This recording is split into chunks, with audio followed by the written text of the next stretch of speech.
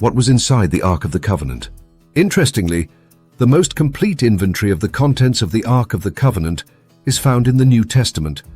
Hebrews chapter 9:4 says that the most holy place had the gold-covered Ark of the Covenant. This ark contained the gold jar of manna, Aaron's staff that had budded, and the stone tablets of the covenant. The stone tablets were those on which God had written the Ten Commandments. At various times in Israel's history, it seems that various items were in the Ark of the Covenant. When God first gave Moses the instructions on building the ark, he said, "Put in the ark the tablets of the covenant law, which I will give you." Exodus 25:16. Sometime during the wilderness wanderings, God commanded that a container of manna be added to the ark's cargo. Moses said to Aaron, "Take a jar and put an omer of manna in it. Then place it before the Lord to be kept for the generations to come." As the Lord commanded Moses, Aaron put the manna with the tablets of the covenant law so that it might be preserved. Exodus 16:33-34. After the rebellion of Korah, God commanded the leader of each tribe of Israel to bring a staff to the tabernacle. The name of each leader was inscribed in his staff. The tribe of Levi bore Aaron's name. God instructed that the staffs be placed in the tabernacle overnight. The next morning, Aaron's rod had not only sprouted but had budded, blossomed, and produced almonds, Numbers 17:8, as a sign of God's blessing on the Levitical priesthood.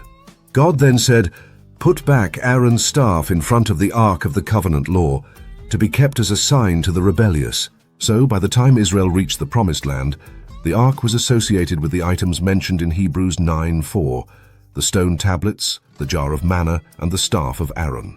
When King Solomon's temple was finished, the king had the Ark of the Covenant, along with all the other furnishings of the tabernacle, brought to the new temple's dedication. At that time, the biblical historian notes that there was nothing in the Ark except the 2 stone tablets that Moses had placed in it at Horeb. 1 Kings chapter 8:9, 2 Chronicles chapter 5:10. There are 2 possible ways to reconcile 1 Kings 8:9 with Hebrews 9:4.